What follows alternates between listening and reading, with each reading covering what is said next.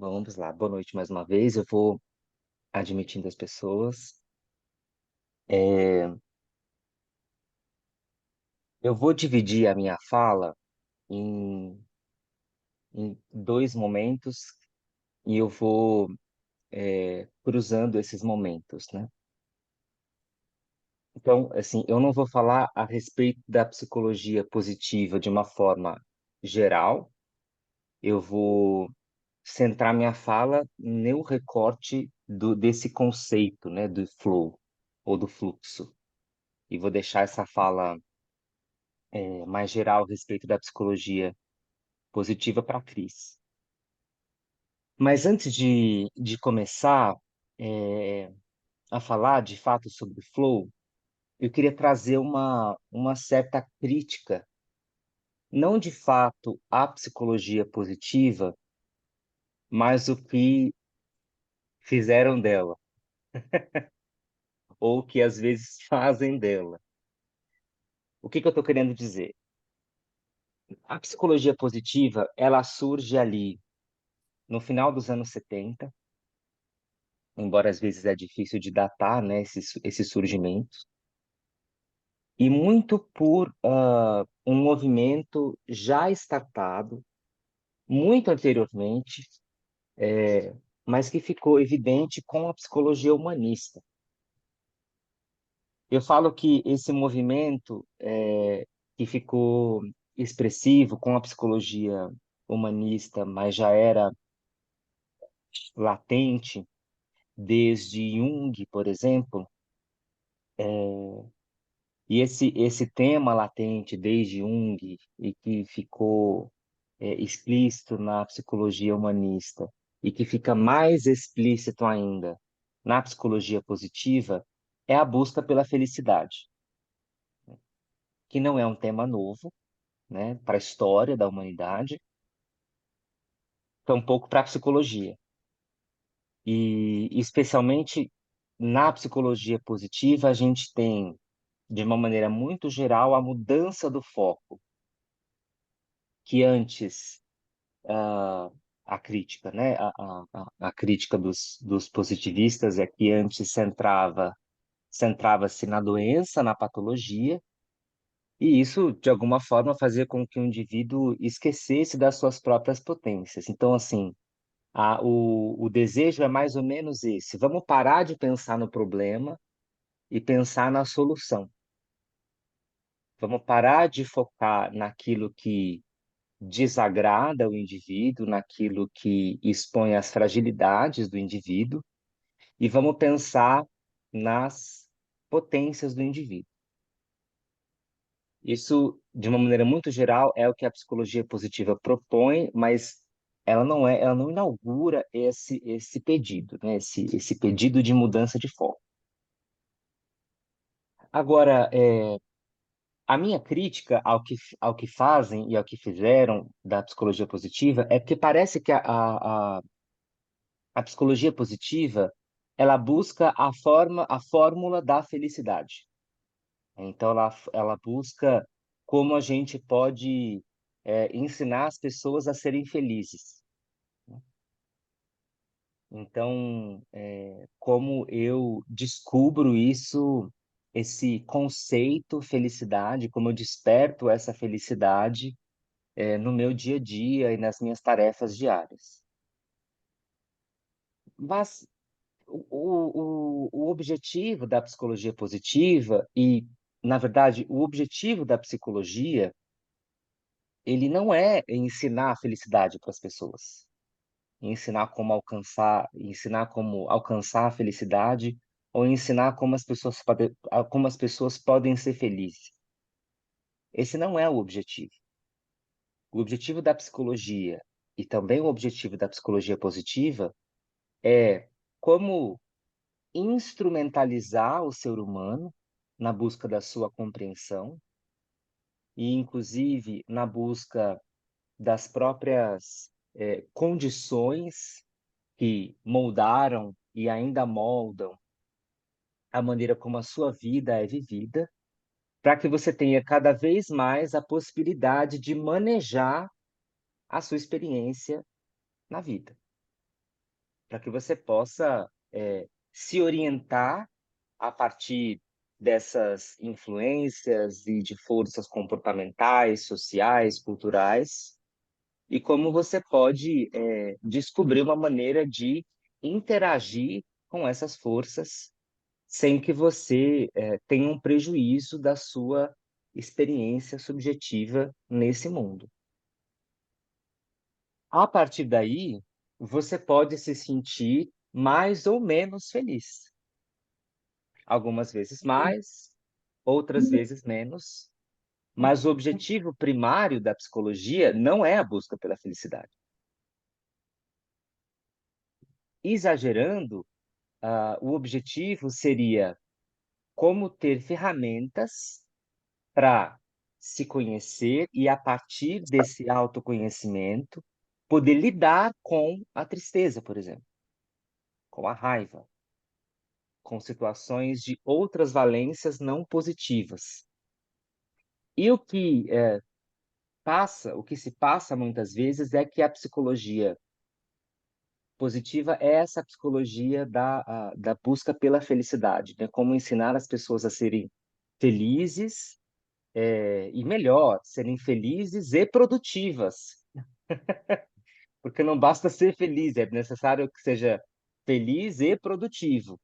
Então, na verdade, essa distorção da psicologia positiva, ela serve a um desejo de mercado, porque esse pensamento ele penetrou com muita força nas instituições nas últimas décadas e continua penetrando, porque isso interessa às instituições, né? Isso interessa a geração de riqueza, a geração de lucro.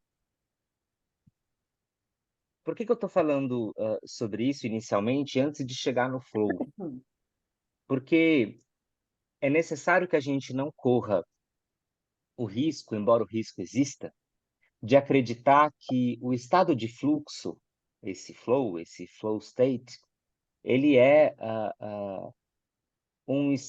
ele é o estado foco da experiência. Então eu estou sempre em busca do flow, né? Eu estou sempre em busca do flow. Então assim, a aula de dança, ela serve ou ela serviria para a busca do flow. E esse estado de flow, ele é um estado constante. Ele seria um estado constante, um estado que, uma vez que eu encontro, eu vou sempre em busca para que ele se mantenha e eu tenha, então, cada vez mais uma vida em fluxo. Mas isso também é uma distorção do propósito desse conceito, porque esse estado de fluxo, ele é mais ou menos constante, né? Ele talvez seja mais constante durante a execução de algumas tarefas, a depender do processo que se desencadeia nessas experiências, nessas tarefas.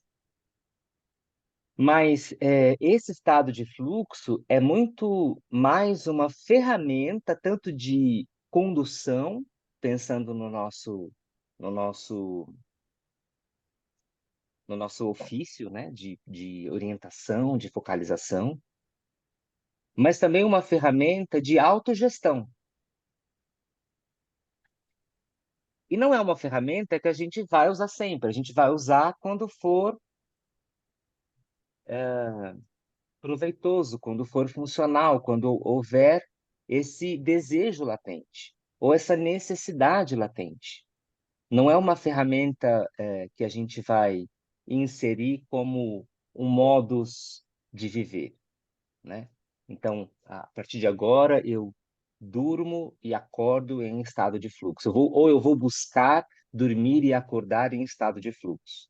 Não, isso vai te atravessar em alguns momentos. Isso vai passar por você. Isso vai passar através de você. Isso vai te atravessar. Isso vai compor uma das suas características de, do modo como você vivencia as experiências na vida. Então, É mais uma camada da sua, é mais uma camada, mais uma possibilidade da sua experiência, ao invés de ser uma, um objeto de desejo que deve ser buscado diariamente. Até aqui, como é que isso chega em vocês? Eu consigo me comunicar? Digam para mim, assim, dúvidas, questões. Rosana, tá. Isso. É, eu tenho uma dificuldade de entender o que é esse estado de fluxo. Quando você usa esse termo, o que você está querendo? É assim, é aquele estado de êxtase, de prazer, de tudo certo, tudo fluido, tudo. É isso? Então vamos chegar lá, vamos chegar lá. Mas aí tá é ótimo você dizer isso porque nunca é tudo certo. Aí tá a chave da questão, porque nunca é tudo certo, nunca é tudo perfeito, tudo, né, maravilhoso, tudo alinhado, né? Nunca é. Isso é uma grande ilusão. E às vezes é uma ilusão que tem um custo. É por isso que eu estou fazendo essa introdução. Porque essa ilusão tem um custo. E o custo dessa ilusão é a experiência subjetiva, é a experiência que se tem é a experiência que se tem dessa prática, dessa dança.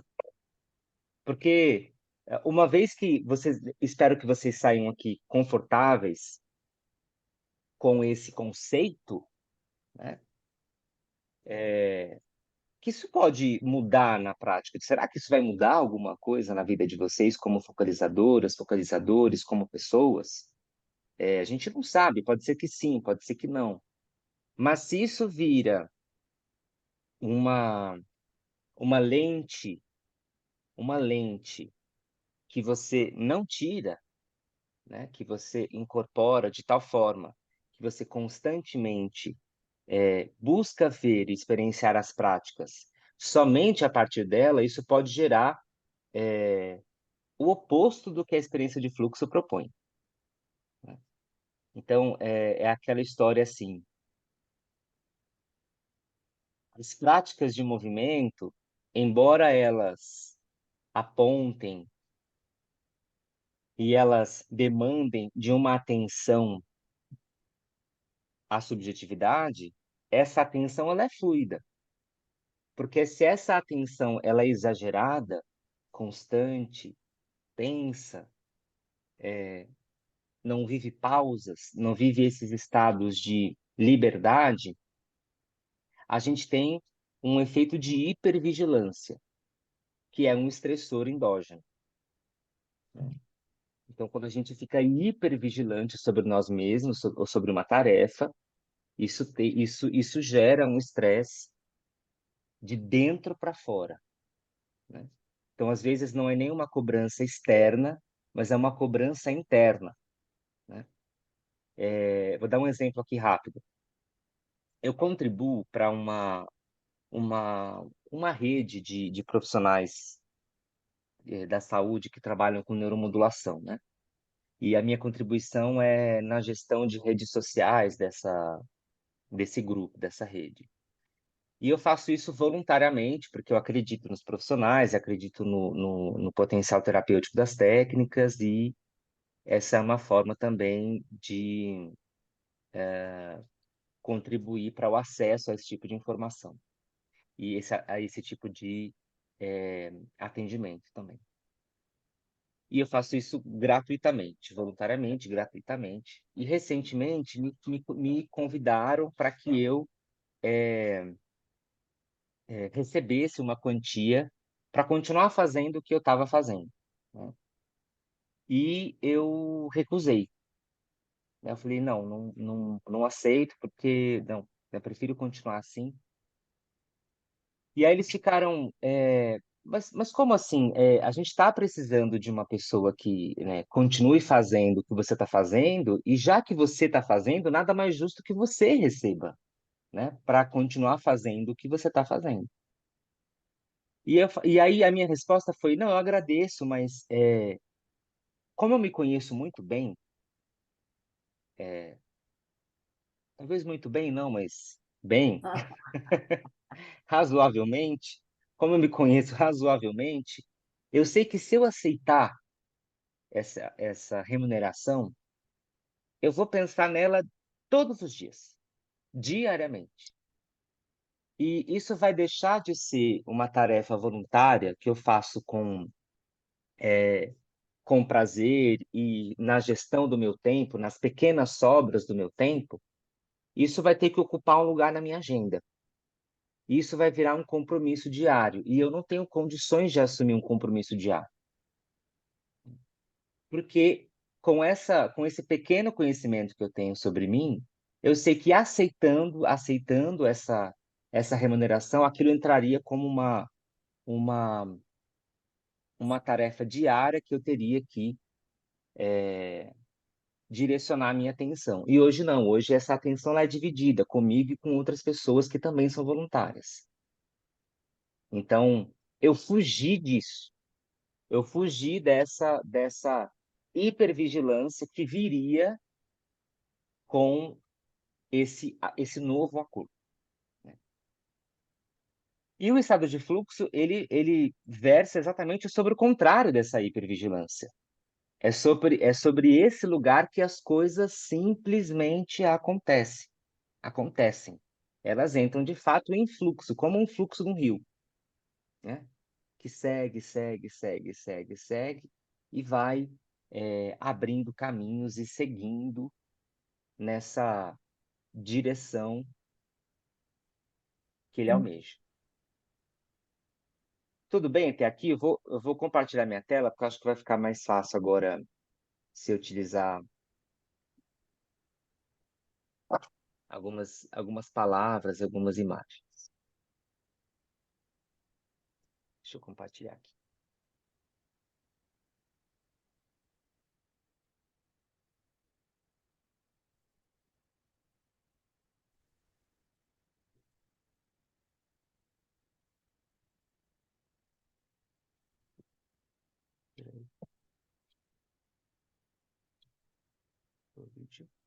Aqui. Vocês estão me ouvindo?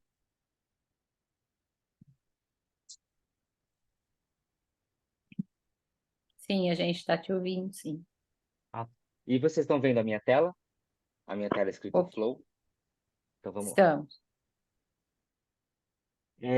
Eu preparei esse trechinho do vídeo é, do Maturana e ele é bem curtinho. A gente não vai ver tudo, tá? São 5 minutinhos, mas a gente não vai ver tudo.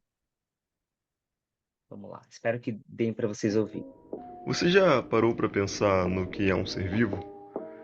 Geralmente, quando se fala nesse assunto, não é comum ver alguém explicando diretamente o que é vida, mas enumerando algumas qualidades que todo organismo tem.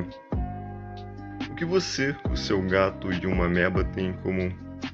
Segundo o que você pode ter aprendido na escola ou em algum livro ou em algum lugar da internet, um ser vivo é necessariamente construído por células, tem um metabolismo e se reproduz. Mas isso apenas se refere ao que a vida faz e não o que a vida é. E mesmo algumas dessas afirmações podem ser um pouco frágeis, basta pensarmos em animais estéreis para encontrar algumas exceções. Mas então, o que é vida? Y para eso tenía que hablar de las condiciones que constituían a un ser vivo. Si las condiciones que constituyen a un ser vivo se satisfacen, entonces aparece un ser vivo. Na década de 70, os biólogos chilenos Humberto Maturana e Francisco Varela cunharam o termo autopoiese, que significa literalmente criação de si próprio. Um sistema autopoiético é aquele que produz suas próprias estruturas, mantendo a sua organização. Esse sistema pode ser você, as suas células ou uma sociedade de formigas. O contraponto são os sistemas alopoiéticos, cuja ação não reproduz sua própria organização, como, por exemplo, um automóvel.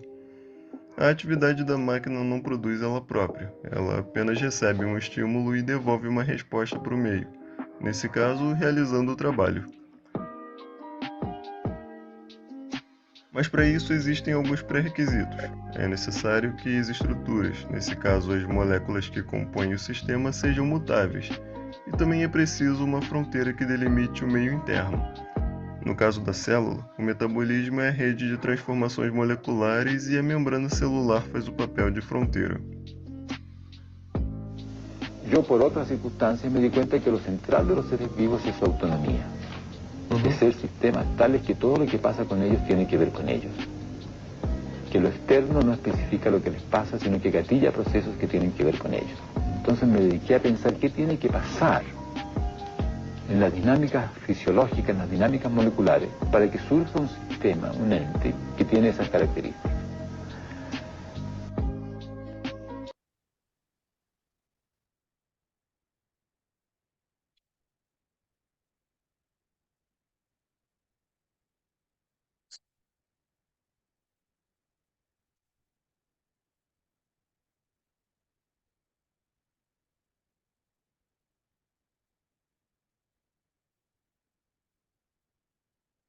Não dá Seu microfone está mutado.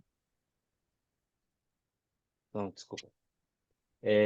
Deu para ouvir mais ou menos o que o Maturana falou?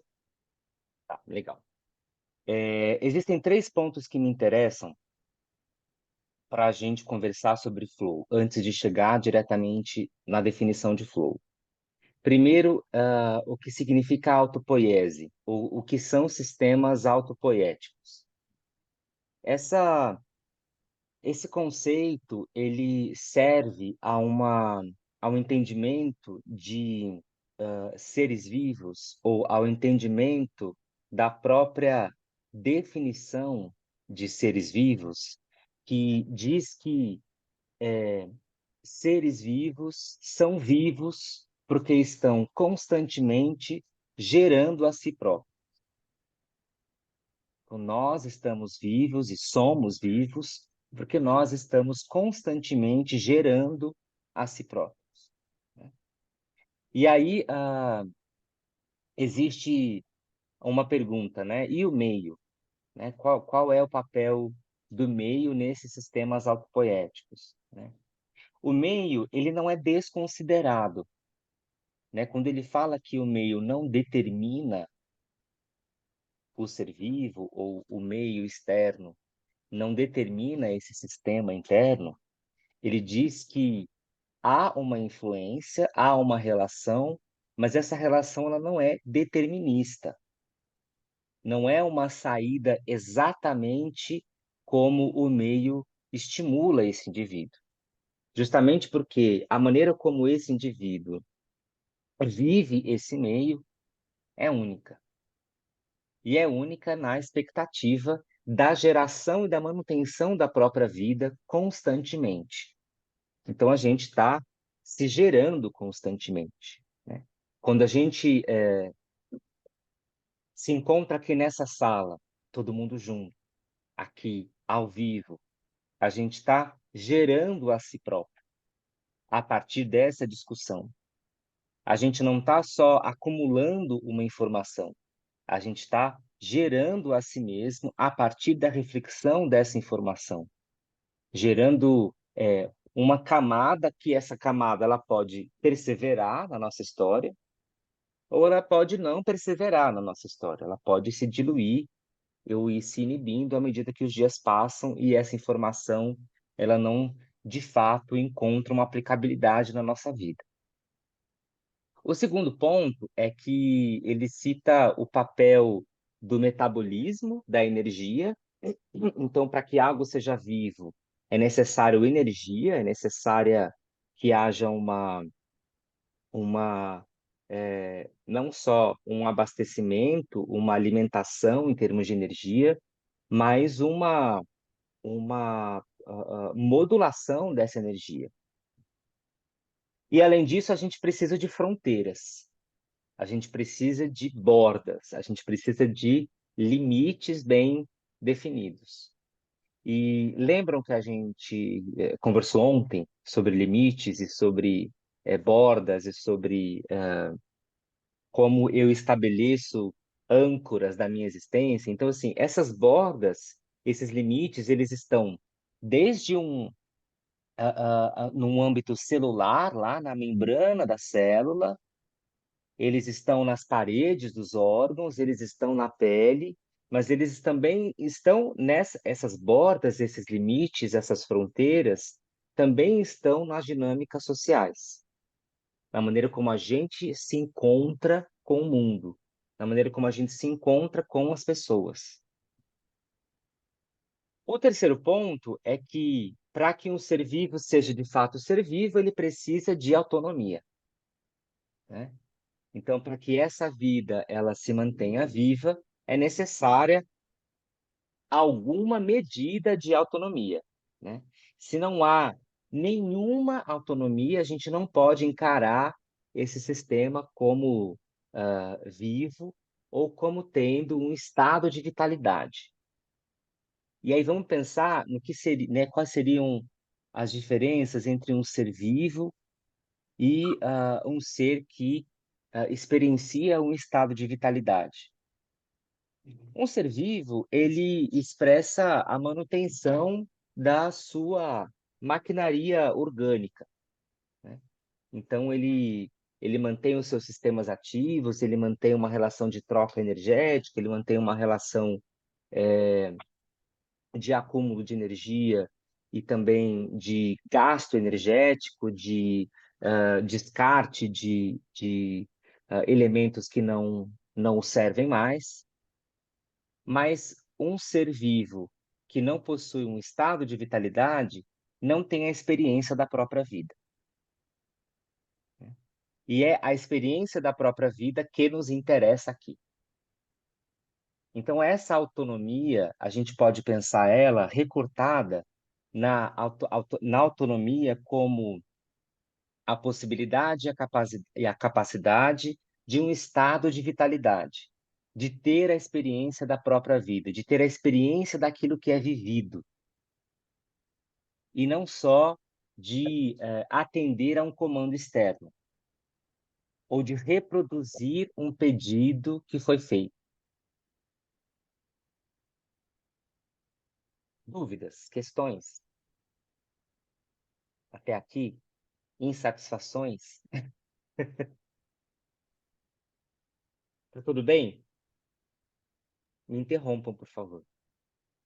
Eu estava pensando nessa primeira coisa que esse conceito de autopoiesis mobilizou em mim, para eu fazer uma inferência e continuar pensando nesse conceito, é a capacidade criativa e a capacidade simbólica que, no caso, os seres humanos têm, os animais, não sei, né? E aí você fala de uma vitalidade, é um estado de vitalidade.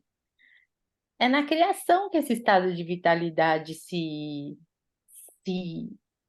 nos afeta, nos mobiliza, nos traz, nos sacode. Quando a gente entra em processo de criação, em qualquer circunstância, você demonstra um gás, uma energia, e aí você vai deparando, isso funciona, isso não funciona, isso é assim, isso não é, isso dá certo, isso não é.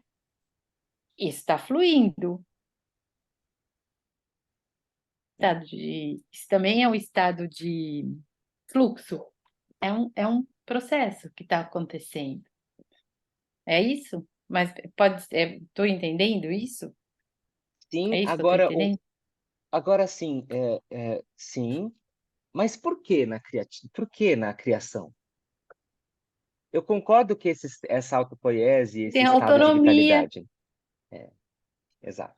porque tem autonomia, tem autoria, tem uma marca, né? Não há Maércio, criação. você vai abrir a tela, porque está só a sua. Você vai abrir a tela com a gente? Você Como é vai que usar de novo esse slide? eu vou usar já já? Ah, então tá, Já. tá. Me deixa eu parar aqui, aí eu volto daqui a pouco. É melhor assim, né? Aí quando eu for.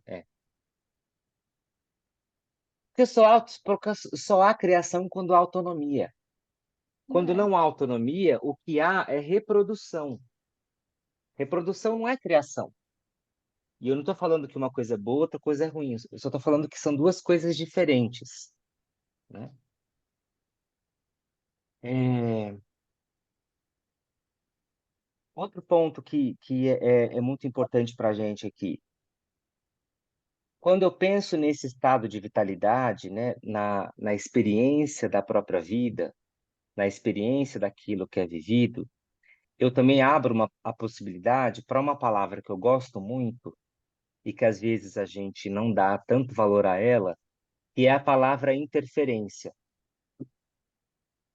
É um estado de vitalidade, né, ou ter a experiência do vivido, é ter a possibilidade de interferir no processo.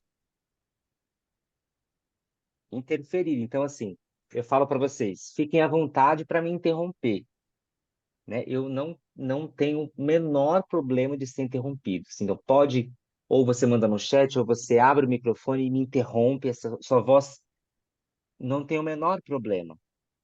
Então, eu tento lembrar esse espaço aberto para interferência. Porque se esse espaço para interferência ele não existir, todos os desejos, e muitas vezes até as perguntas, os incômodos, eles podem ser abafados na experiência, porque não existe a possibilidade de interferência, né? Então, assim, e às vezes, se eu deixo, tem um aspecto temporal importante, porque se eu deixo para que a interferência ocorra somente no final, às vezes isso já foi esquecido ou foi inibido subjetivamente e não foi, a torneira não abriu, né? A torneira estava pingando e ao invés de abrir, você apertou mais, né? Então, assim, tinha pressão no cano para sair a água, você foi lá e travou mais a torneira. Então, essa perspectiva da criação de si próprio, da mobilização energética e da existência de fronteiras, e da autonomia, também entendida como a possibilidade de interferência e a experiência do que é vivido. Isso tudo, se é que vocês já não fizeram um clique, a gente aplica numa aula de dança. Tudo isso que eu falei, a gente aplica numa aula de dança. Isso não é um conceito unicamente aplicável no âmbito corporativo ou no âmbito da educação formal. Isso é inteiramente possível dentro de uma aula de dança. Tudo bem? Vou compartilhar aqui de novo. Deixa eu colocar vocês aqui para ver. Aí vamos lá, seguir um pouquinho, né? O estado de fluxo, ele tem sido muito explorado para falar de motivação e aprendizagem. Na verdade, assim, para falar de aprendizagem a partir da motivação. Porque a gente sabe que a motivação, como a gente já estudou no curso de dança e neurociência, é um elemento chave para que ocorra o aprendizado. Ela não vai estar sempre presente, algumas vezes ela vai estar mais, outras vezes ela vai estar menos, mas sem ela, sem a possibilidade dela, não há aprendizado. Não há a, a adaptação daquele estímulo, a reconstrução, a criação, como a Rosana trouxe, daquele estímulo ao meu modo, né? Eu não coloco a minha digital naquilo. É só no momento que aquilo tem uma porção da minha digital, tem uma porção do meu corpo, da minha existência, que isso de fato é aprendido, incorporado, corporificado. Então, esse estado de fluxo ele tem sido muito explorado para como eu posso aprender melhor. Hoje de manhã eu estava vendo um trechinho de uma entrevista. Eu não sei se vocês já chegaram a ver. É uma senhora coreana e ela viralizou nas redes sociais, falando sobre a cultura coreana, sul-coreana, né? E ela fala sobre tudo, gente. Ela fala sobre educação, sobre cultura, sobre maquiagem. Esses dias ela estava ensinando como tirar maquiagem. Como eles tiram maquiagem na Coreia. Qual é o processo de tirar maquiagem na Coreia do Sul. Só que nesse vídeo ela falava sobre o que acontece numa casa de classe média na Coreia do Sul, quando os filhos chegam no último ano da escola, do colégio, da educação formal, né? Então é o ano que antecede o vestibular, né? E o que acontece é que a casa, ela usou essas palavras, a casa ela entra em estado de sítio. Então, assim, é, todas as janelas elas são fechadas, especialmente as janelas dos espaços de estudo. As visitas elas são diminuídas ou anuladas, né? E você tem um ambiente de reclusão, porque é o ano, né? É o ambiente que a pessoa, o vestibulando, vai viver o ano de preparação para o vestibular. Então, você tem casos, por exemplo, de jovens que são levados para a prova do vestibular em cadeiras de rodas, porque eles ficam tanto tempo estudando sentados, tanto tempo, que ocorrem contraturas musculares e eles não conseguem se endireitar às vezes. E eles são levados para as provas nas cadeiras de rodas. E tudo isso porque há uma cobrança gigantesca pela aprovação nos vestibulares, e especialmente os vestibulares mais concorridos. E é uma vergonha muito grande, muito, muito, muito grande para uma família não ter o seu filho aprovado no vestibular, né? É uma vergonha do tipo das pessoas cortarem laços sociais, né? De não serem benquistas socialmente, ou não vislumbrarem mais a possibilidade de encontro social. Estou dando esse relato porque, claro que aqui é um caso extremo, né? Então, assim, a gente sabe que na Coreia do Sul, mas também no Japão, o número de suicídios em jovens, em épocas de vestibular, ele tem um aumento, né? E é um fenômeno que ocorre eminentemente nesses países. Não, não, não é o caso do Brasil, por exemplo.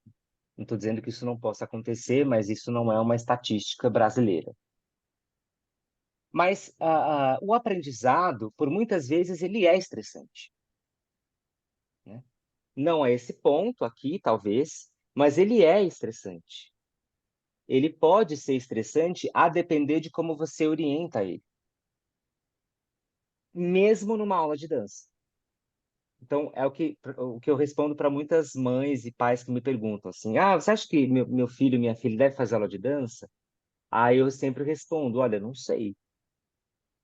Depende de onde, depende com quem, depende de que dança, né? Tudo vai depender de como essa dança é orientada. Porque esse aprendizado, ele pode ser estressante.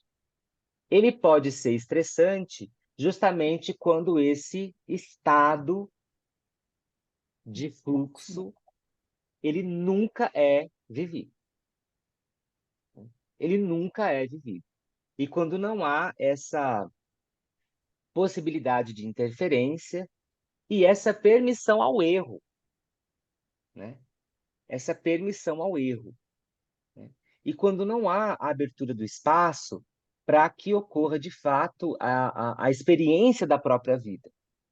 Então, assim, eu não estou na aula de dança preocupado com a apresentação, porque se eu errar a apresentação, vão ver, eu vou ficar com vergonha para o resto da minha vida, né? Eu estou ali porque eu sinto uma motivação intrínseca, existe uma motivação extrínseca, de fora para dentro, além dessa de dentro para fora, e eu ah, aprendo sem o custo estressor de um aprendizado, de um processo de aprendizagem.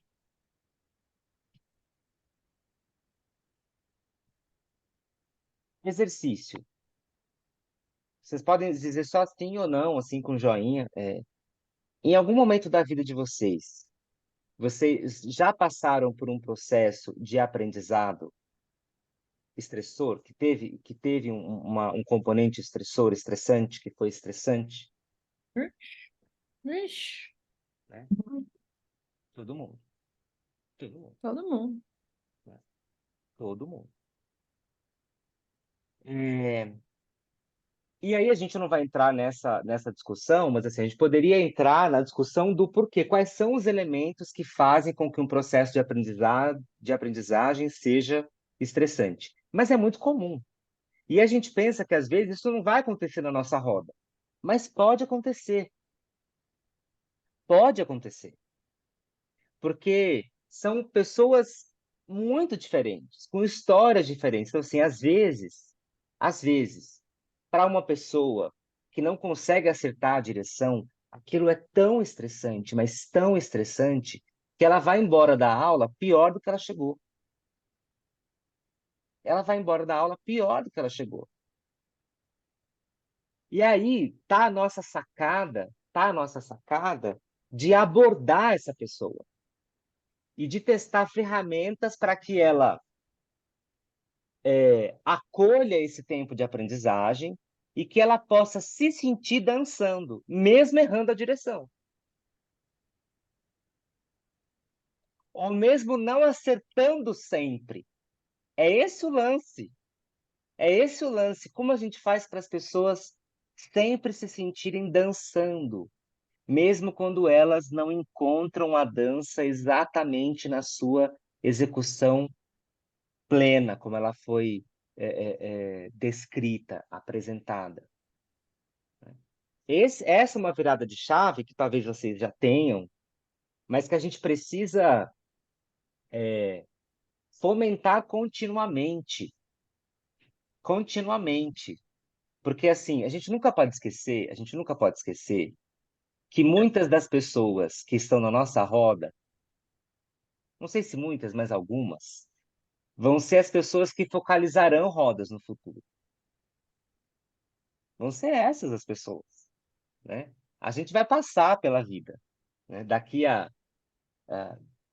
50, 70 anos, são outras pessoas que vão focalizar, são outras pessoas que vão orientar esses processos.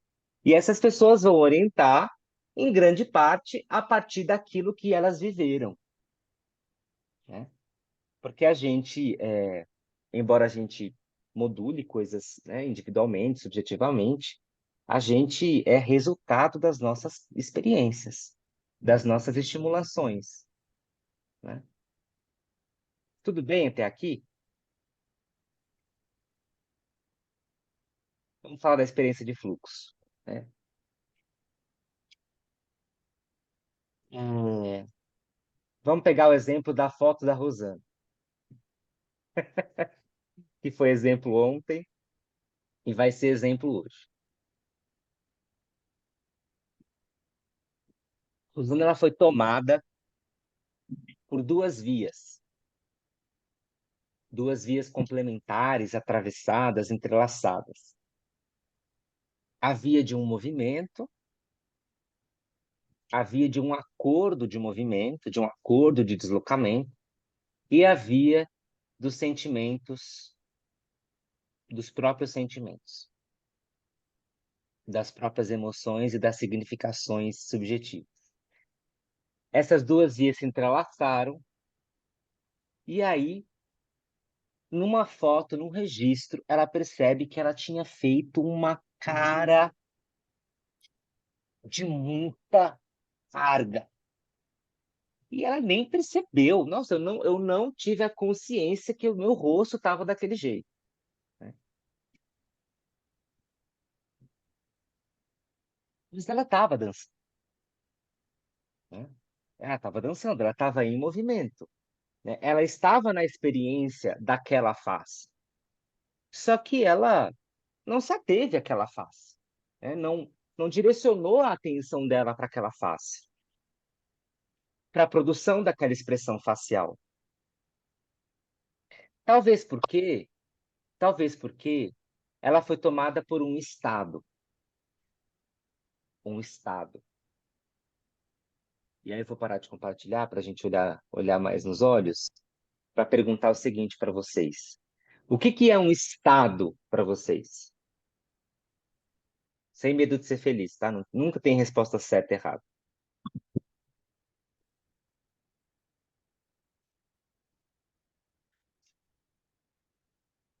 Quando eu falo um estado corporal, tá? Um estado de vida, assim, um estado de existência. É uma entrega, eu acho, uma concentração, é uma entrega, é uma vivência, é um estado de experiência, né? Eu consigo, o estado vem sempre acompanhado de alguma coisa, então um estado de entrega, um estado de concentração, um estado de experiência, porque você está inteira ali, você está ali, né? Então você está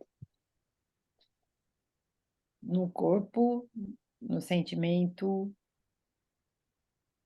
na consciência, às vezes não. Equilíbrio, tem equilíbrio também. Equilíbrio. O que mais? Equilíbrio. Mais alguém? Estado me parece uma condição. Diga um pouquinho mais fundo, para eu entender. Eu cheguei até aqui. Além disso, eu acho que eu não vou mais. Mas me parece assim, um estado é uma condição, tem a ver com o momento, tem a ver com aquilo em que eu cheguei até ali. Ele pode ser também uma forma de perceber, uma forma de se colocar, uma forma de se expressar.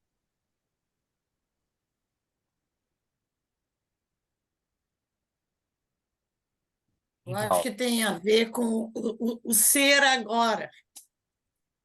É um estado, então é do momento, é presente. Eu entendo assim.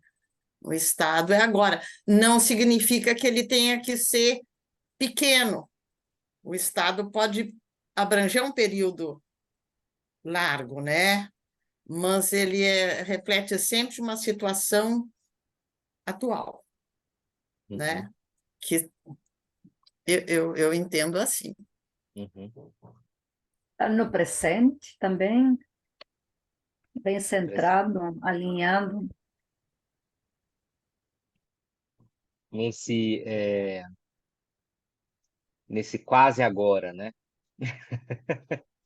Por que que eu sempre falo quase agora? Porque quando a gente pensa agora, a gente já passou, né? Quando eu digo agora, já foi, né? Então, quase agora. Chance.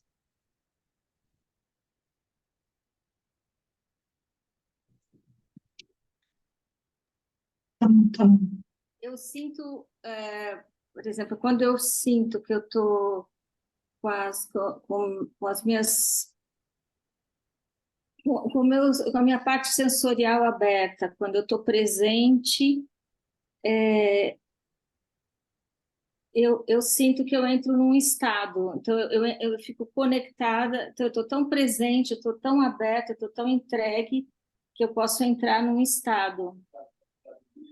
Nesse sentido, assim, deixa eu ver, é mais uma sensação, passa pela sensação, não é nem a emoção, é um estado de pleno de algo, que pode ser para alguma coisa. Por exemplo, estado amoroso, tem eu expando o meu campo de energia, eu expando os meus sentidos, eu estou completamente presente, eu posso me conectar com a música, eu posso me conectar com o outro, tenho essa visão ampla, não sei, eu entro num estado a partir disso, assim, isso na minha experiência pessoal, assim, daí eu posso transcender um estado que eu me conecto com o divino ou com outro, isso. Não sei, tentando achar as palavras aqui. Legal. Patrícia? Para mim, me traz a palavra que vem é ativação. E aí é uma ativação, não necessariamente ativar quer dizer ser rápido, ativar algum estado que venha depois desse limiar que ativou, né? Então, para mim, me soa mais para esse ativar, assim, que aí, a partir disso abre para mais outras coisas. Se a gente pegar a definição de estado na física, na física teórica, a física teórica vai dizer que um estado são as condições de um sistema em um determinado momento do tempo. Então, o estado reflete as condições de um sistema em um determinado momento do tempo, no tempo. Portanto, um estado é sempre multivariável. O estado, ele nunca é exclusivo de um elemento somente. Ele é sempre um conjunto de elementos que convergem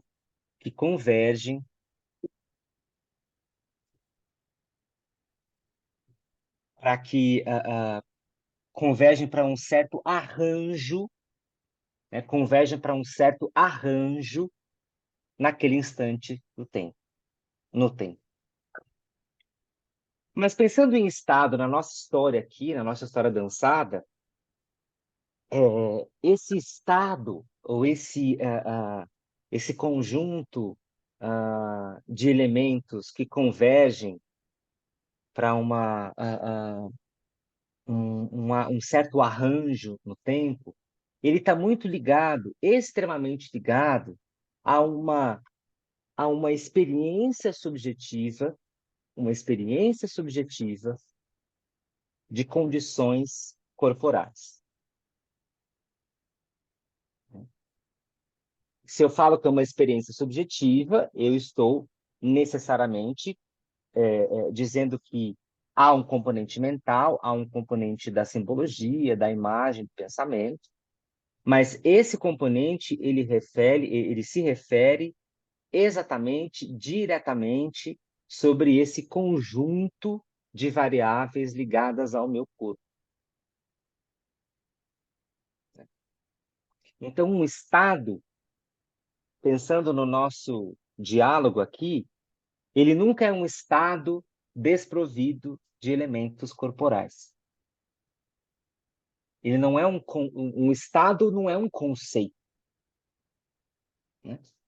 Porque um estado é sempre alimentado por sensações, né? São as sensações que, em grande parte, fazem com que eu perceba uma alteração no meu estado e que possibilitam uma certa significação, uma leitura desse estado e por aí vai. E o fluxo é um estado. Muitas vezes ele é chamado de um estado de experiência ótima do sujeito. Vocês vão ver essa definição de fluxo em vários lugares, né? O estado de fluxo é um estado de experiência ótima do sujeito frente a uma tarefa. E aí que entra a dificuldade, o que de fato seria essa experiência ótima, né? Antes da gente refletir um pouco sobre ela, vamos pensar no estado de fluxo na dança, né? O que é esse estado? O que seria esse estado de experiência ótima para vocês? O que vocês falariam? Deixa eu parar de compartilhar. Eu estou compartilhando? Não, né? Ah, tá. Uhum. Eu ia parar de compartilhar, mas não estou compartilhando. O que que é um estado de experiência ótima para vocês na dança? Vocês podem falar como pessoas que fazem aula, mas também como pessoas que dão aula, que focalizam. Qual seria um estado de experiência ótimo? Não pode ser, não precisa ser o, tá? É um estado, né? Existem vários, quantos? Não sei, mas um. O que seria um estado de experiência ótima numa roda de danças circulares? Que vocês já viveram, que vocês gostariam de viver, como pessoas que dançam e como pessoas que focalizam.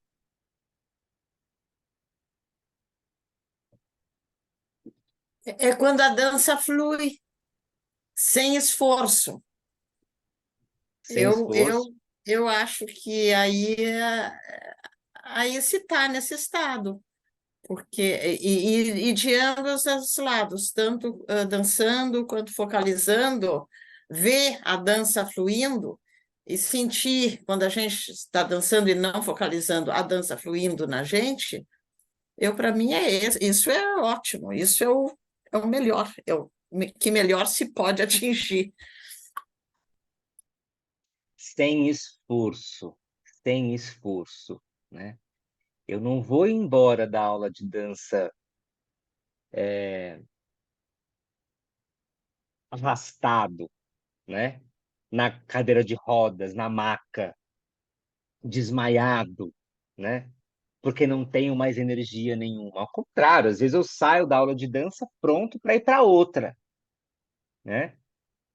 Chego em casa, às vezes não consigo nem.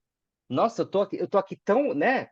Entra nesse estado de, né? Esse estado de mobilizar a vida, né? É um estado de mobilização de vida, não é assim? Não, você quer fazer alguma coisa, né? O que que você quer fazer? Eu não, eu quero mobilizar a vida.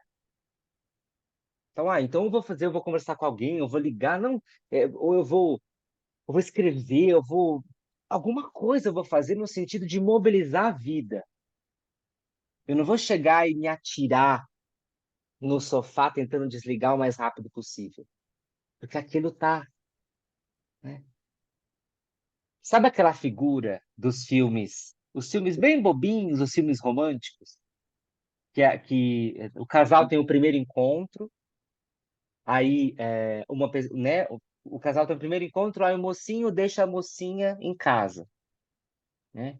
Aí o mocinho vai embora com o vidro aberto, né, o vento no cabelo, e ele pensando na mocinha, e a mocinha em casa na cama assim, com a cabeça apoiada nas mãos, pensando no mocinho, né? As duas pessoas estão mobilizando a vida no sentido desse encontro. Aí a mocinha pode pegar uma almofada e abraçar como se fosse o mocinho, né? Ou o mocinho pode colocar as mãos e cheirar as mãos, porque nas mãos havia ainda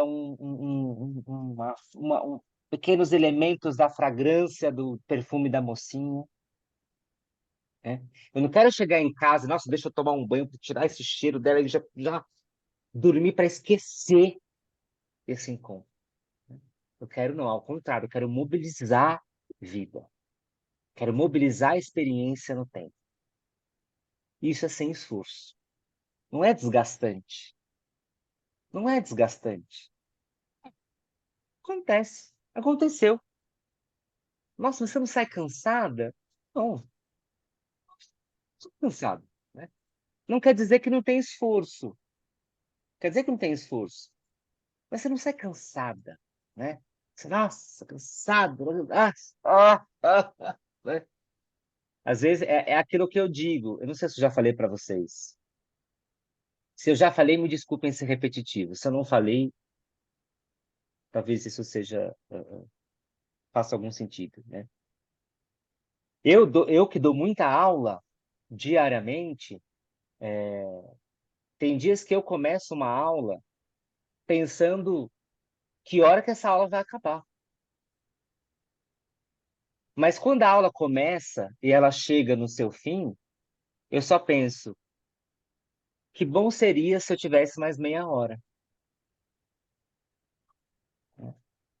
Porque eu tô cansado, nossa, não vejo a hora de acabar para eu descansar, mas assim, é tão prazeroso. Para mim, eu tenho essa possibilidade e felicidade de trabalhar com o que eu gosto, que, nossa, eu saio melhor do que eu entro. Eu saio melhor do que eu entro. Então, não é um esforço para mim dar aula, não é desgastante, né? Um esforço, às vezes, para mim é me deslocar, pegar trânsito, né? Ficar uma hora e meia no trem para chegar. Isso, para mim, é um esforço. Mas a aula em si não é um esforço. Então, esse estado de experiência ótima é um estado muito ligado a essa experiência que, nossa, era isso? Eu quero mais, né? Eu quero mais porque mobiliza a vida. Me mobiliza e mobiliza a vida, né? E aí vem uma pergunta, que é a pergunta que eu vou partilhar aqui na tela. Como que eu facilito esse estado? Patrícia? Não só o que tu fala também do esforço, e que eu entendo é um esforço, e daí levando isso para a roda, que as pessoas façam, vamos dizer assim, que não seja uma coisa difícil, que seja realizável e prazeroso, né? É o esforço, mas é o esforço cumprido, vamos dizer assim, que todos saiam com essa satisfação de ter realizado, não uma coisa que, né, para uns não seja bom, para outros. Então, eu penso que na roda isso para a gente amplia, sabe? Complementando um pouco do que a Helena falou, assim, quando tu vê aquele grupo acabar a aula e aquelas pessoas estão, né? Então, eu digo no sentido de ter uma dificuldade, mas aquela dificuldade ser transpassada. E aí nem sempre é fácil, mas é na medida certa, né? Nem sempre é fácil, mas é na medida certa. Que medida é essa? A medida do grupo, a medida daquelas pessoas. Por isso que a gente pergunta às vezes, quando pode, mas os primeiros minutos de uma aula para quem a gente não conhece são minutos de avaliação. Fala, nossa, para onde será que eu vou com essas pessoas, né? Onde será que eu vou com elas? Então nem sempre é fácil. Esse aqui é o Mihaly, que eu não me atrevo a dizer o sobrenome dele, mas ele é o propositor desse conceito de fluxo, né? E esse estado de experiência ótima, Mihaly, ele faleceu recentemente. Esse estado de experiência ótima, que ele chamou de flow ou fluxo no português, ele é um estado de que ocorre um equilíbrio entre o nível do desafio e o nível de habilidade. E aí eu toco diretamente na questão que a Patrícia trouxe. Então vamos pensar numa reunião de focalizadores e focalizadoras do Brasil. Então acontece um congresso com pessoas do Brasil inteiro, mas assim, pessoas que estudam danças circulares. Não é para qualquer pessoa. É para pessoas que estudam e estudam há um tempo. Então você espera ali um nível de habilidade alto. Vocês estão vendo a minha bolinha aqui, né? Você espera um nível de habilidade alto. Se eu der uma aula muito fraquinha, mas assim, só não é nem dois para lá, dois para cá, é um para lá e um para cá. Um para lá e um para cá. E nada, mais nada, sem música também, que é para não confundir. O que que eu vou ter? Eu vou ter apatia. Nossa, né? É isso. Aí imagina para alguém, vamos pensar que a, o evento foi no Ceará e tem alguém que veio do Rio Grande do Sul. Fala, nossa, vim para o Ceará para fazer isso aqui, né? Né? Na mesma linha, eu posso ter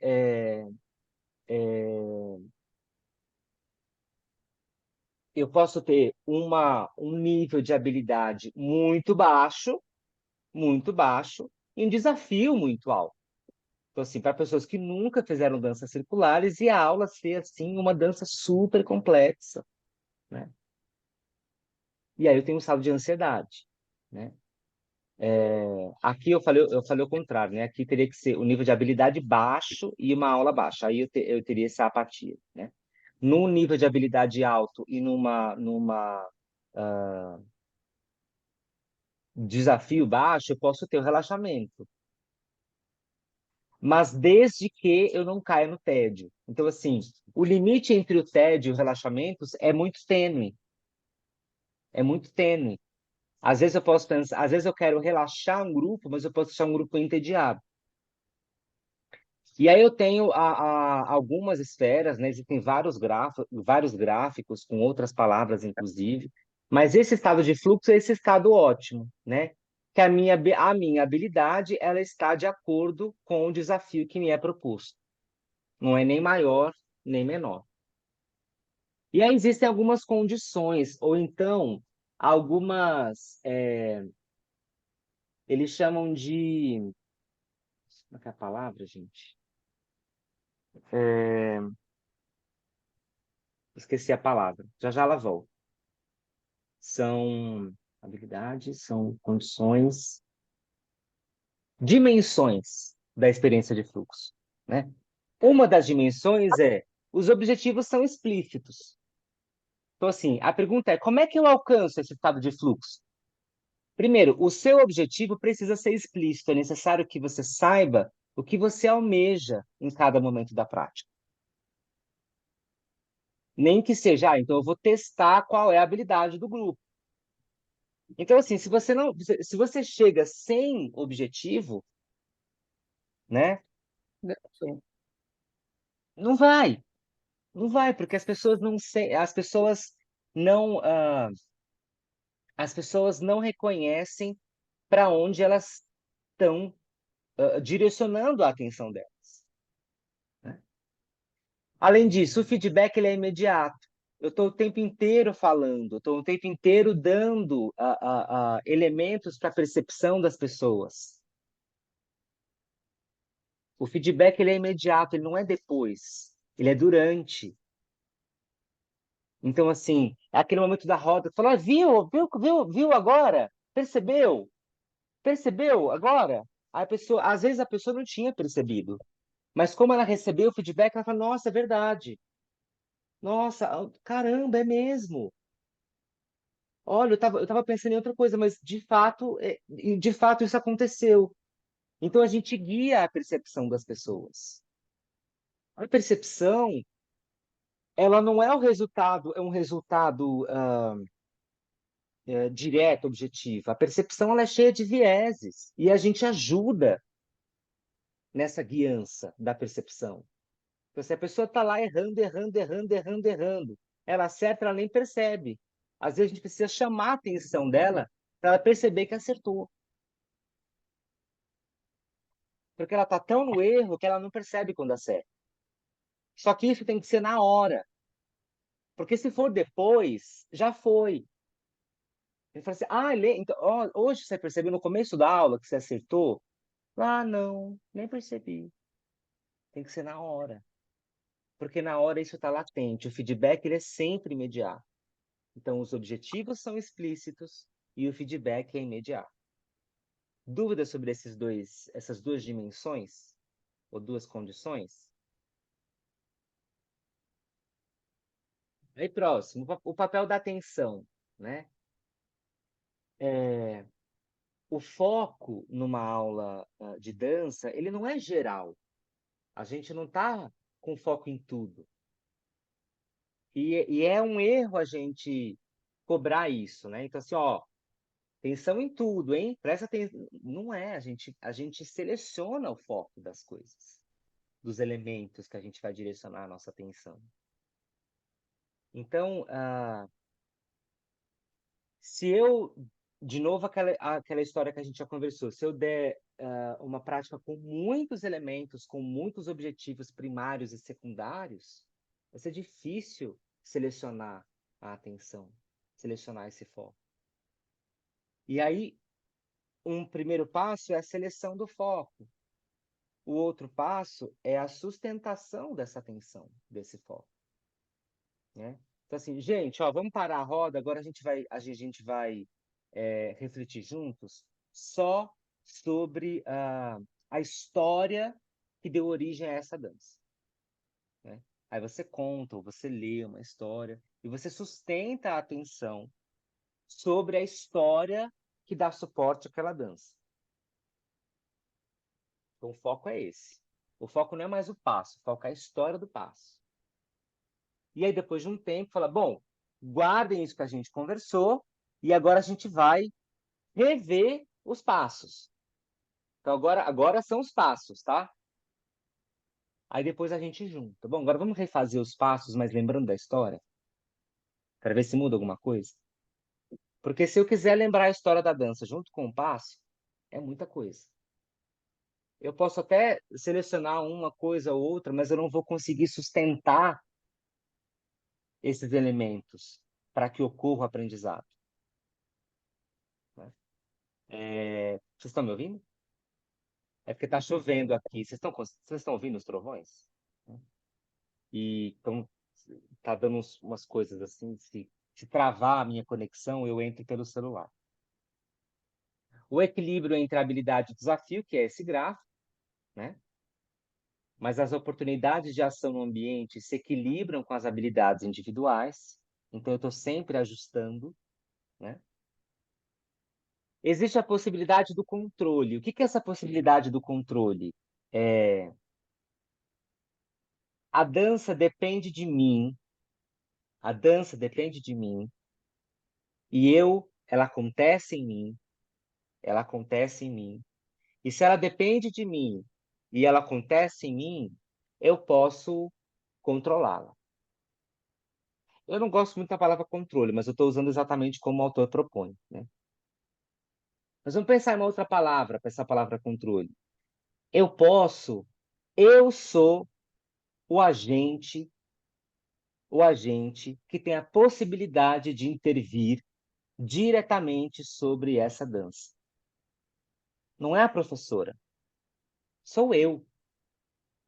Esse controle, essa agência, essa interferência está em mim. Por mais que a professora, o professor, a focalizadora me ajudem, a interferência está em mim. Esse controle, entre aspas, está em mim. Sou eu quem realiza as mudanças necessárias, por exemplo. Depende de mim, não depende de outra pessoa. Ninguém pode dançar pra gente.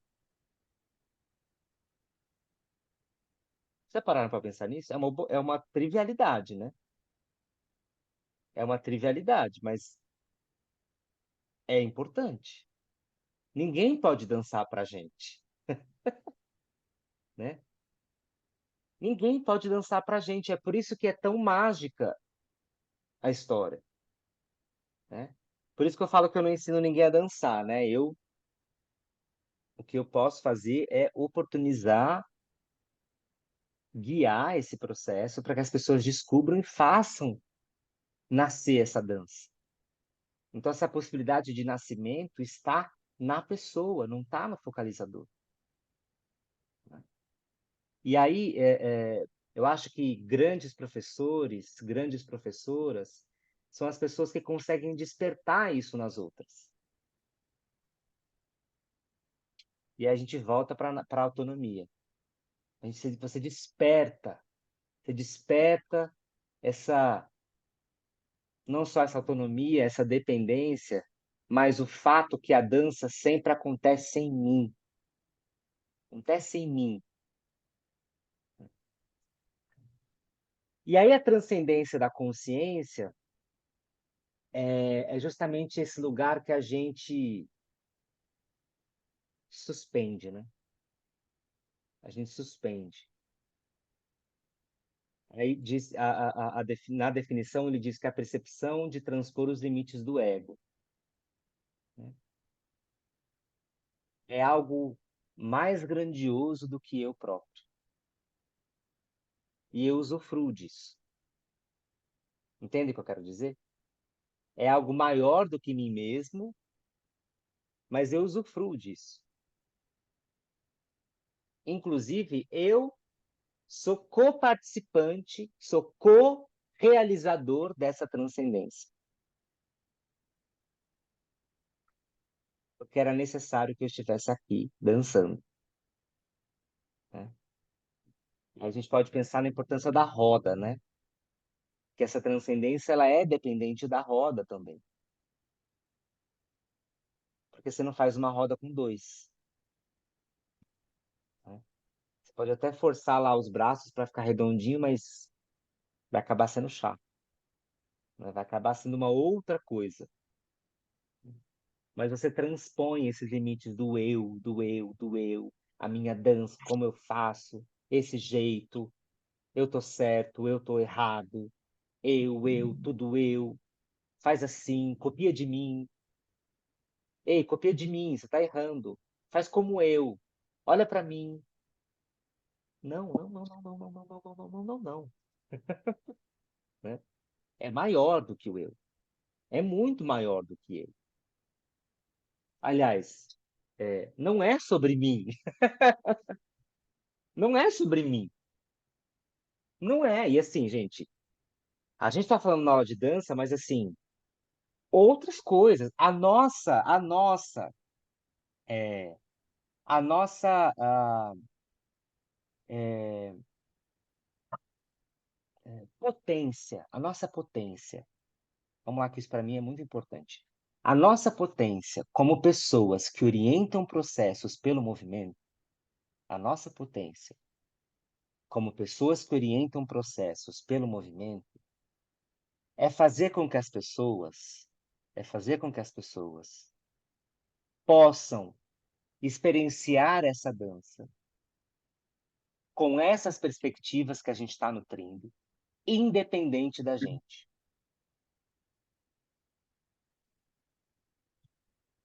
É independente da gente. Então, assim, eu só me sinto bem na aula da Cibele. A aula da Cibele eu me sinto bem, agora assim, com a Cibele, sim. Agora aí a Cibele ela muda de estado. Ela vai para outro estado. Aí acabou. Essa pessoa não tem mais aula de dança. É claro que você pode ter uma pessoa que dificulta o processo, mas é uma outra história.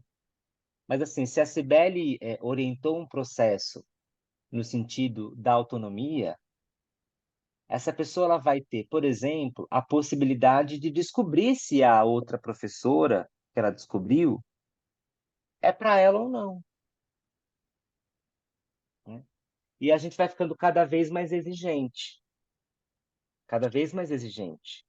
Eu tô já há um tempo buscando aulas de balé, né, para fazer. E que sejam perto da minha casa. Sejam próximas da minha casa. É uma decepção atrás da outra. Mas não é porque as pessoas são ruins, más profissionais. Não, eu que sou exigente. A gente vai ficando exigente. Né? E aí eu tenho que me desdobrar para ir para um outro, né, para ir para São Paulo para poder fazer uma aula. Ah, mas isso você não está contradizendo o que você acabou de fazer, de falar? Mas não, assim, quando eu vou nessas aulas, eu consigo fazer uma boa aula comigo. Eu consigo fazer uma boa aula comigo. Mas faltam elementos na estrutura da aula, faltam elementos na guiança pedagógica, na guiança didática, né? Eu fui fazer uma aula recentemente, não vou comentar o nome da escola, mas assim, era uma aula razoável, tecnicamente, de uma estrutura lógica, mas a professora simplesmente não corrigia ninguém. Ninguém. Então era uma aula assim, blá, blá, blá, blá, blá, do começo ao fim. Assim, nada, nada, não se falava nada, não se ouvia nenhuma voz, não se refletia sobre nada, não era trazida nenhuma dúvida, nada, né? E a aula, tecnicamente, era razoável. Eu fiz a minha aula, mas assim, eu poderia ter feito essa aula na sala de casa, porque não tinha uma pessoa para eu conversar. Tinha ali uma série de passos. Então, tudo isso ajuda nessa transposição de limites do eu, do eu, do eu. É independente do professor. Embora o professor ajude a gente a, a dar na verdade, assim, o professor ou a professora exiba os elementos que a gente busca, né, para que ocorra esse match, né? Então, assim, é independente do professor, mas ao mesmo tempo a gente busca algo, né? Então, assim, eu tenho condições de fazer aula sozinho? Tenho. Né? Tenho condições de chegar numa aula e não me machucar? Tenho. Então, não dependo mais da minha professora que ficava me corrigindo para eu não me machucar. Não, agora eu aprendi. E aí, por último, existe uma experiência autotélica, embora esse nome seja, talvez não seja muito comum. Essa experiência autotélica, ela versa sobre aquilo que encontra o meu bem-estar, aquilo que encontra o que eu busco, o que eu desejo, o que faz sentido para mim. Então, percebem que lá não fazia sentido para mim fazer aquela aula de uma pessoa que não corrige ninguém, que não ouve ninguém. Que a aula é boa, tecnicamente é boa, mas ela não ouve ninguém. Não existe, não existe reflexão, diálogo. As pessoas não se falam, não se olham, sabe? Não, tem alguma coisa tá errada aqui. Isso vai contra essa experiência que eu busco, que me faz bem, né? E aí, por último, há essa mudança na sensação do tempo. É um outro tempo. Às vezes é mais rápido. Nossa, passou tão rápido, eu nem vi que ela acabou. Nossa, já? Caramba! Caramba! Né? Caramba! Ou então é como se o tempo parasse. Aqueles 5 minutos da dança é como se o tempo parasse. Então, o tempo percebido, ele é diferente do tempo real. Então, essas condições, é, ou nossa, estou esquecendo sempre a palavra quando eu vou falar outra palavra, né? Dimensões, são dimensões dessa experiência ótima, né? Essa experiência ótima, ela tem objetivos definidos, explícitos. Ela tem feedback. Existe um papel da atenção fundamental, né? Existe o equilíbrio entre habilidade e desafio. A dança dependente de mim. Eu transponho os limites do meu próprio ego. Eu busco o que me faz bem e o tempo não é o tempo cronológico.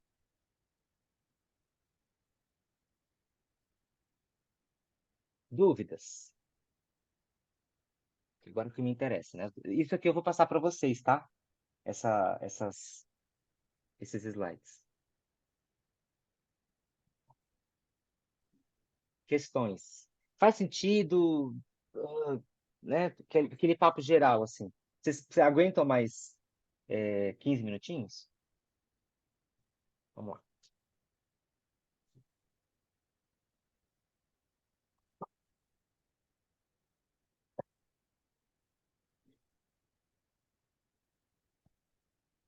Patrícia.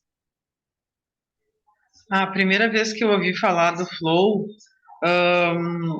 eles traziam assim,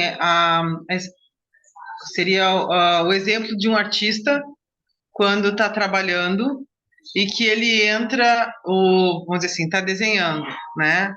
E aí ele entra nesse estado de flow e aí é como se a mão desenhasse sozinha, né? Porque, claro que a pessoa está ali, ela está presente e tudo, mas, vamos dizer assim, o estado criativo, né? E eu não tinha ainda conseguido transpassar muito isso, porque para mim ficava muito só a coisa da transcendência, né?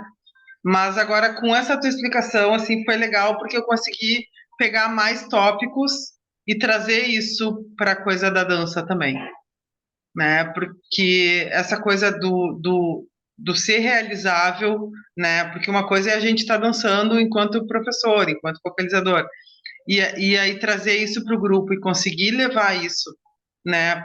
Para esse acesso, vamos dizer assim, né?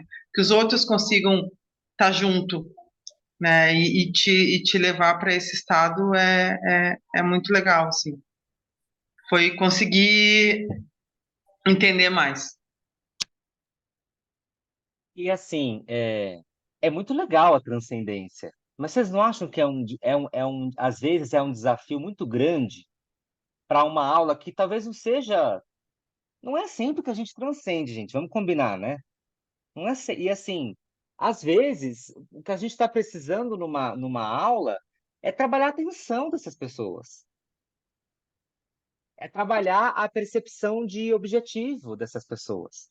Não dá para chegar direto na transcendência. Se fosse assim, era fácil. Se fosse assim, era fácil. Vamos lá, vamos transcender, gente. Fecha a porta que é hora de transcender. Não é fácil. É muito trabalho envolvido. É muito trabalho, né? A gente não dá um remedinho para as pessoas para fazer aula ou alguma substância, entendem? É fruto de muito trabalho. Até você transcender, nossa, nossa. Mas isso não quer dizer que não tem trabalho até lá, né? Helena? Eu sinto o seguinte, que para chegar nessa experiência do fluxo, tem um antes, e o antes exige muito esforço. É que nem um músico, né? Quando ele toca o instrumento, quando ele já tem a maestria daquele instrumento, ele deve estar em flow sempre que ele toca, mas até chegar lá foi muito esforço, e assim com a dança. A gente chega nessa experiência depois de muito esforço para aprender determinada dança, ou as danças, ou especialmente danças muito difíceis, né? Aí a gente faz uma vez, faz outra vez, faz outra vez. Eu sou incansável. Eu faço 10 vezes se for preciso, porque eu quero aprender. Mas quando aprende, aí eu acho que é a experiência do flow. Mas eu acho que o esforço prévio tem sempre. A gente não. Seria muito bom se a gente já tivesse sempre assim, né? Tão, tão bem, seria ótimo, mas eu acho que tem. Sem esse esforço inicial, não se chega lá. E em nenhuma categoria, até andar de bicicleta. Tem que cair para depois ter o prazer de poder andar. Eu acho que em todas as frentes, para chegar lá, tem que antes aprender, né? É a motivação da aprendizagem, mas aí requer esforço. E esse esforço existe, só que ele não é estressante. Então, assim, você faz 10 vezes, mas você faz 10 vezes com prazer. Você não chega na 10ª vez querendo chorar, né? É esse o lance. Champs.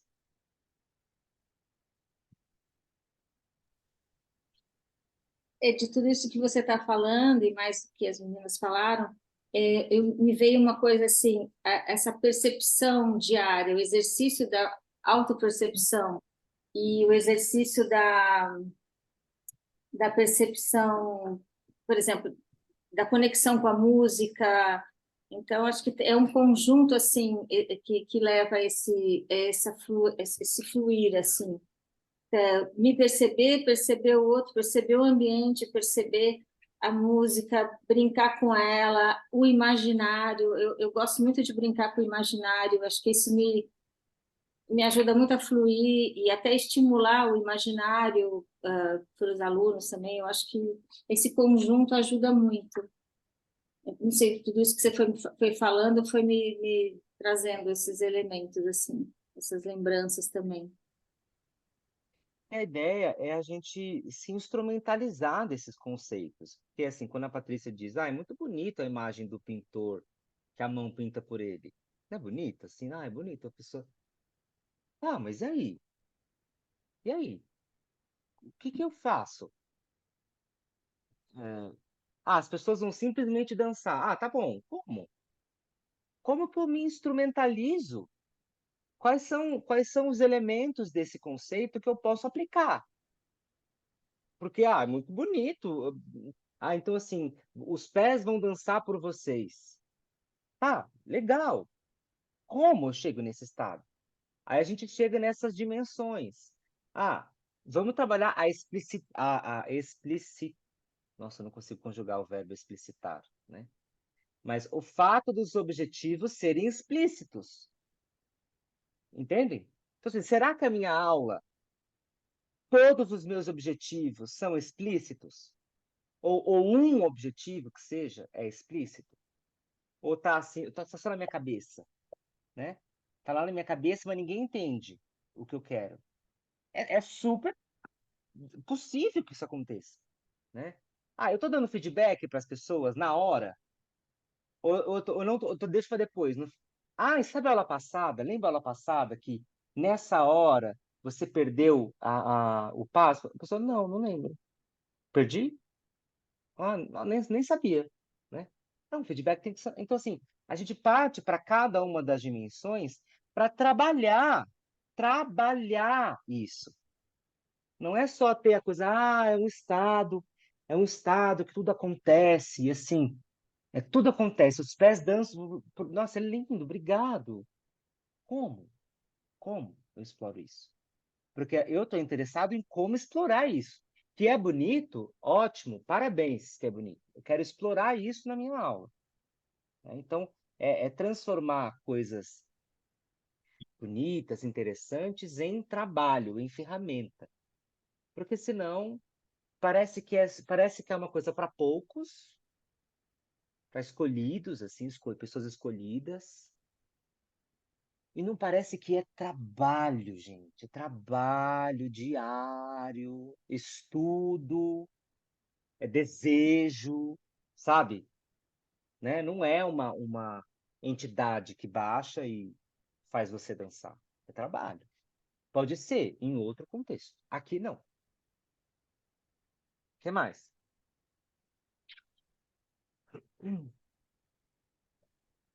É porque, assim, pegar pessoas que chegam na tua aula. Eu estou falando isso porque eu estou com uma turma de muitas pessoas, a maioria terceira idade, e é engraçado, assim, que eu estou chegando quase no final a gente vai entrar em recesso no dia 18, e, e eu estou pedindo para eles agora um feedback, eu estou filmando algumas pessoas e pedindo para elas me darem esse retorno, porque a gente vai fazer um pequeno vídeo, claro, com quem está autorizando, tudo, né? Mas está sendo muito legal por causa disso, porque são pessoas da comunidade, qualquer pessoa, a minha aula ela é aberta, né? Não tem uma inscrição prévia, não tem que ser assim, não tem que ser assado, não tem que saber dançar, ela chega ali e a aula é no saguão, num centro cultural, né? E assim, eu tô conseguindo ver esse resultado, porque como é que eu vou te dizer assim, a visão que eu tenho, assim, poética, é um castelo de carta, que ele tem a base dele, mas é muito frágil isso. Mas é que tu tem que construir. Eu digo castelo de cartas porque tu depende de cada pessoa naquela roda para te ajudar a construir. Não é tu que chega lá e diz assim: ó, essa dança é muito bonita e a gente vai fazer ela. Tem gente que não consegue fazer, mas foi uma construção ao longo do ano, né? Que agora eu estou conseguindo levar danças mais difíceis e eu noto euforia no final da aula, né? Mas foi um trabalho, um ano de bastante trabalho, né? Em momentos assim ter que parar a dança e dizer não, vamos recomeçar de tal forma, porque era bastante complicado. Mas chegar no final do ano e ver esse retorno deles, né, de que e isso assim, e não foi um trabalho só meu, e ver que foi um trabalho deles também, de como eles, né, e então isso para mim agora está complementando nessa tua dimensão que tu tá trazendo. sempre um trabalho compartilhado, né? Só contar uma história rapidinho aqui, que numas turmas passadas veio uma pessoa para fazer o curso Dança e Neurociência, né? E era uma senhora que ela tinha se aposentado recentemente, e aí ela falou assim, ela sabe o que que é? Eu aposentei e agora eu quero curtir minha vida. Eu quero curtir minha vida, porque assim, eu sempre tive muita coisa para estudar, muita coisa para, sabe, para fazer no trabalho, cuidar da família também. Agora não, agora eu quero viajar, eu quero me divertir, sair com as minhas amigas. Mas eu quero fazer alguma coisinha, assim, sabe? Alguma coisinha pra eu também, pra eu também, né, ter ali um pontinho de coisas que eu estudo também, mas assim, uma coisa mais sem compromisso, né? Aí eu ouvi o relato dela, eu falei, olha, eu acho que é melhor a senhora não fazer o curso, então, porque eu não vou cobrar, mas assim, você vai ter que estudar, você vai ter que ver os vídeos. E ela não podia ela não podia estar ao vivo. Porque fala, é muito tarde, eu durmo cedo, eu falei, tudo bem. Mas, assim, você vai ter que assistir as gravações. Você vai ter que ler os textos, buscar, anotar, trazer dúvida, mandar mensagem, sei lá, alguma coisa. Sinal de fumaça você vai ter que fazer.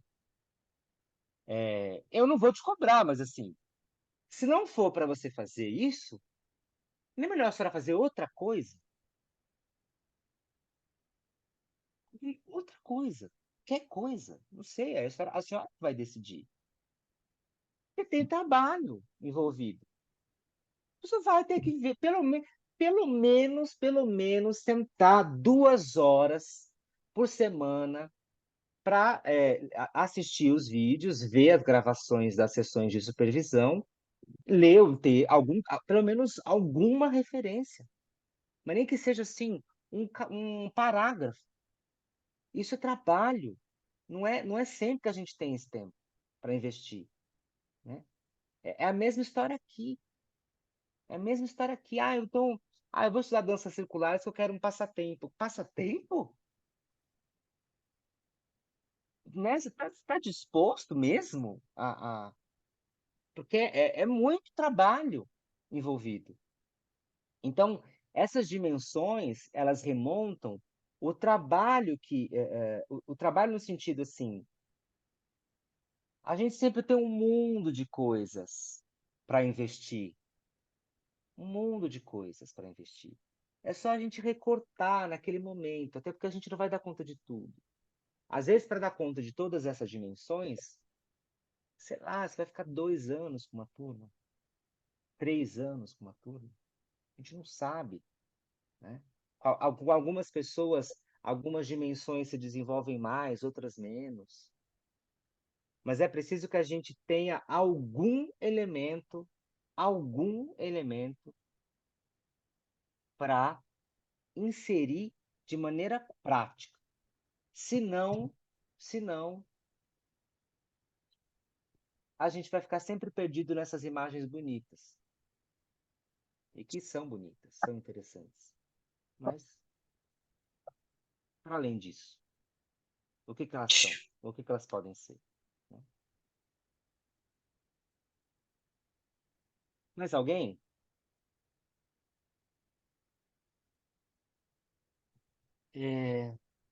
Vocês ficam à vontade. Assim, eu não tenho nenhum desejo que vocês saiam aqui experts em flow, né? Não é essa a história. É.